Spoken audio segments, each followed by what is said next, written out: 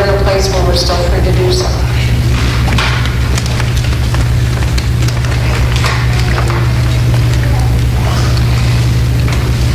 I am very much a topical speaker. I like analogies, paradoxes, and perspectives. So when I wanted to speak today, and I brought that to Scott, I told him I wanted to speak on communication and language, and he said, well, you need a title, and you need references. And I thought, that's perfect, it fits right in. Titles and references, they're qualifiers and definers. And the paradox is they can be a help and also a hindrance. They can create connections, but they can also cause divisions. We want to be really careful when we use these that we don't overlook the root.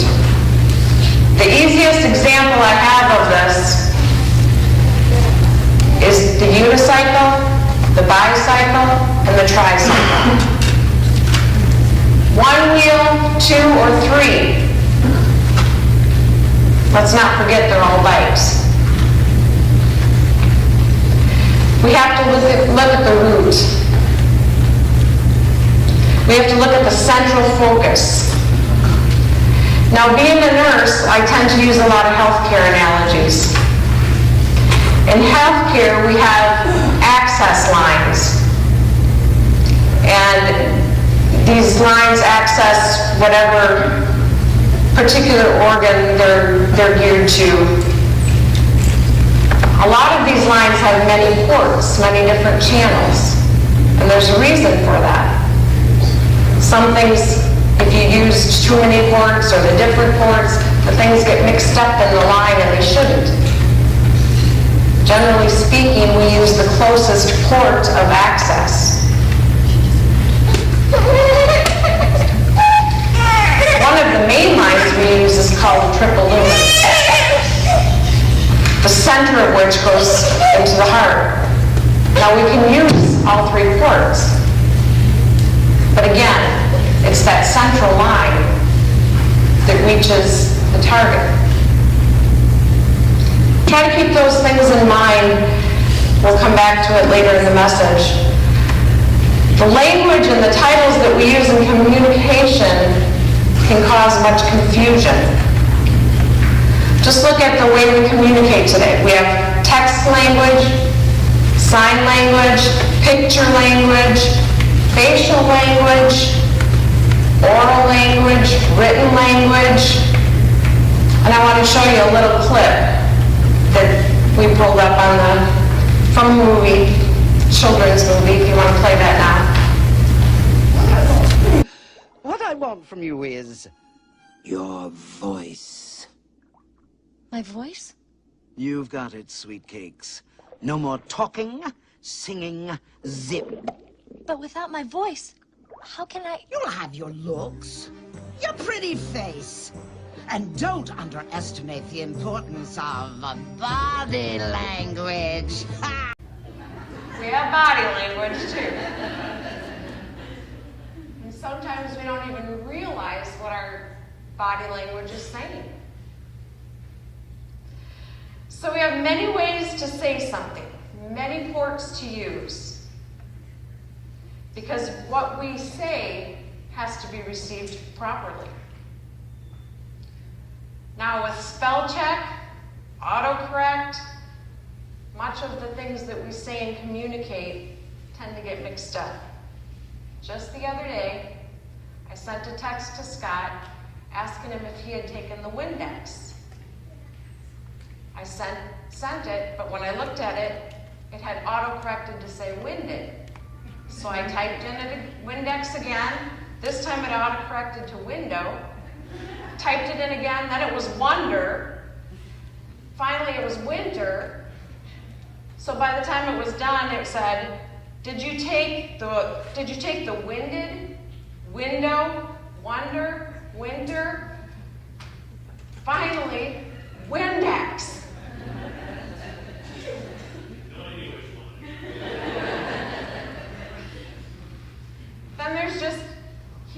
usage error. I think back about a church bulletin, Easter time, and in the bulletin it said, today, in honor of Easter Sunday, we're going to have Mrs. Smith come up and lay an egg on the altar. Well, the word should have been place an egg on the altar, obviously. Or how about this? Just kind of people perceiving or taking things the wrong way. The husband yells from the laundry room, "Honey, what setting do I use to wash this shirt?" And she says, "What does it say on the shirt?" And he yells back, "University of Michigan."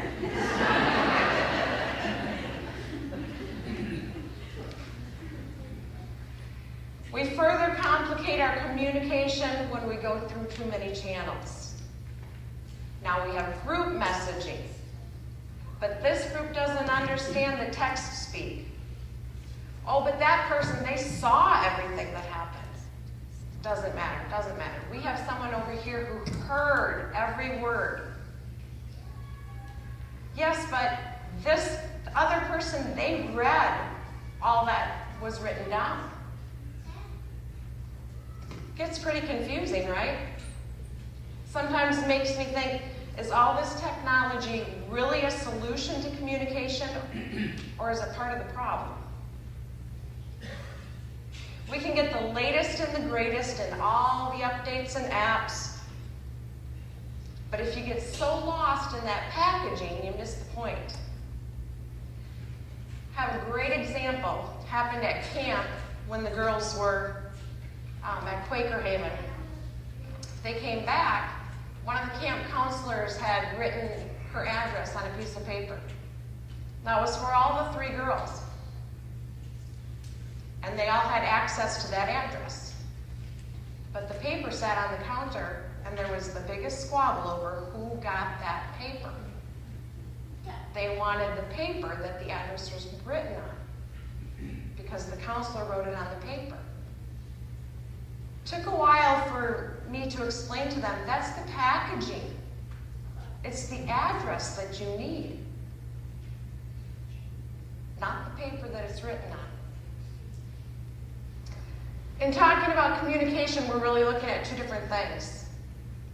We're looking at information as well as communication, because they're really not the same thing. Information is giving out, and communication is getting through.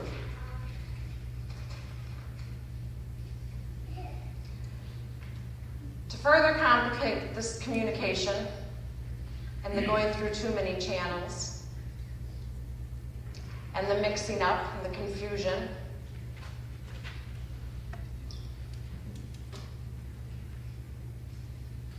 we forget that we have to have, first of all, the right information.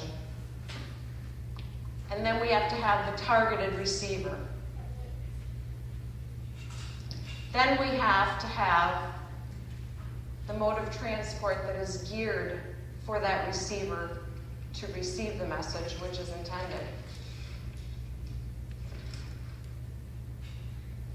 It's enough about our communication problems with one another. There's a very much more serious problem we have, and that's in our communication with the Lord. If you want to put up Hebrews chapter 1, 1 through 4. In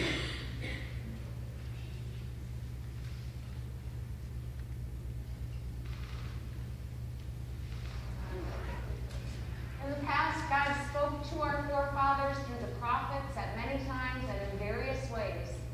But in these last days, he has spoken to us by his Son,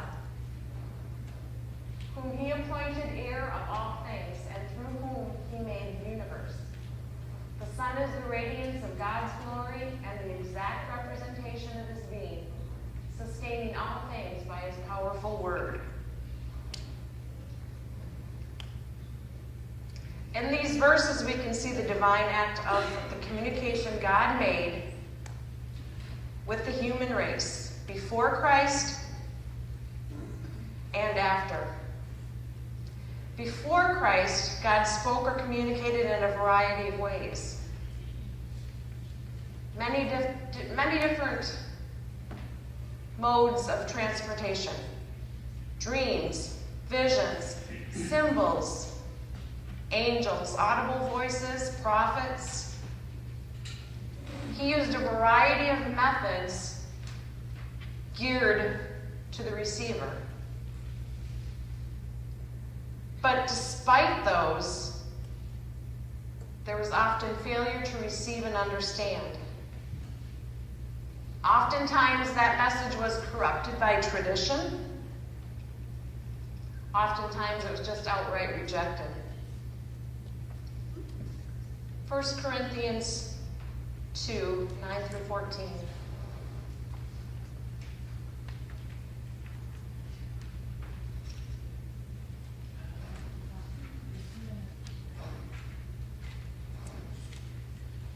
Do you have that one? I know I have 1 Corinthians 9, 1 and 8. That's fine. To the Jews I became like a Jew, to win the Jews. To those under the law I became like one under the law, though myself am not under the law, so as to win those under the law.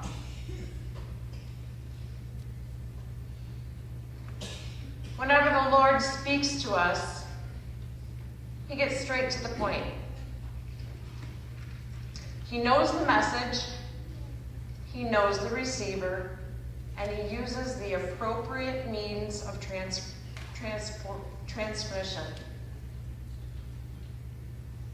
We need to be clear in asking. We need to use the central line. That which we have in Christ Jesus. Now, why is this of ultimate importance? Do you have Matthew 12, 36 and 37? Yes. But I tell you that men will have to give an account on the day of judgment for every careless word they have spoken. For by your words you will be acquitted, and by your words you will be condemned.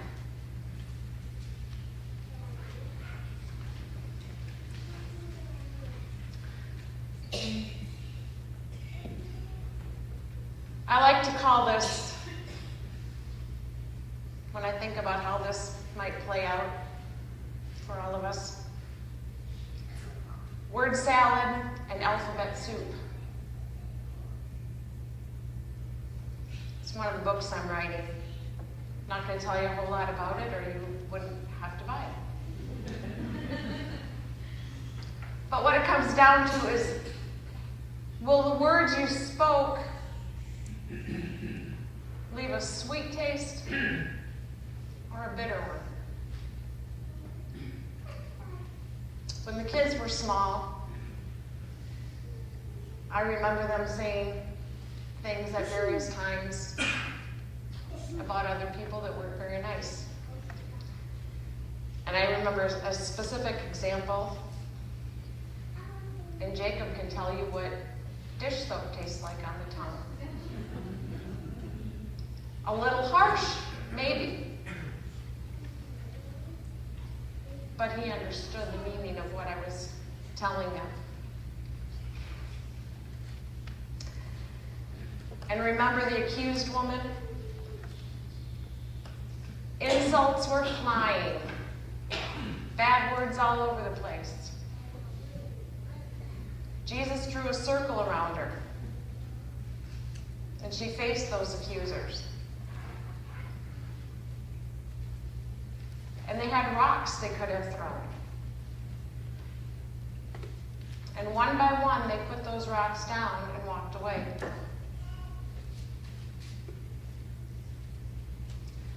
I'd like to think that at least one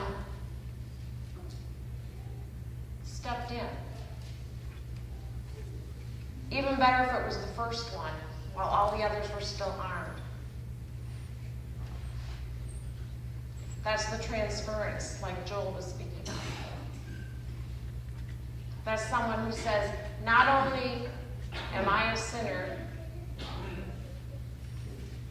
and that's the reason I can't cast the stone, but even further, my sin is no worse or better than hers, and I would deserve the same punishment. That is saying, I will step in there with you while all these others are still harmed, because I am just like you, a sinner. That would speak volumes.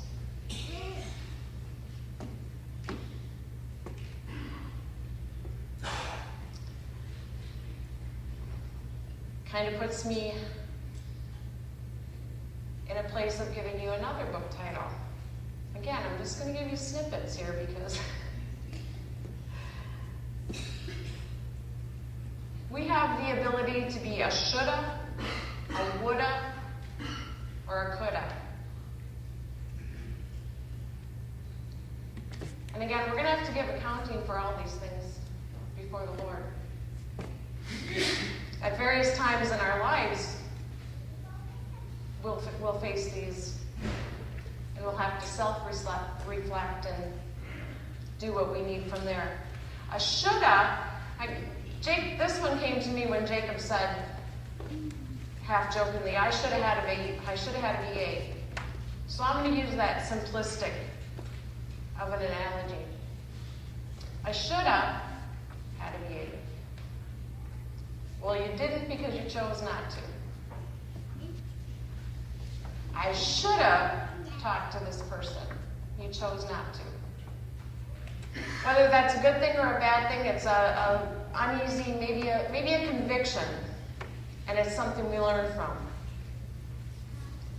Woulda implies a willful choice not to. I would have had one. I would have had a VA. It was in there. Chose not to. The shoulda, maybe there wasn't one available. The woulda was a willful choice. Now the coulda, this is the hard one. If you could, it means you're fully capable. You're not lacking the ability. You're lacking the willingness. If you could have done something, you're implying you had everything you needed to carry out that task. I don't want to be left being able, but unwilling. We need to watch our language, every form. If we have a failure to communicate, we may not be going through the right channels. We may not be making the right connections. Use the central line. The central line we have in Christ Jesus. The one whose story has never changed.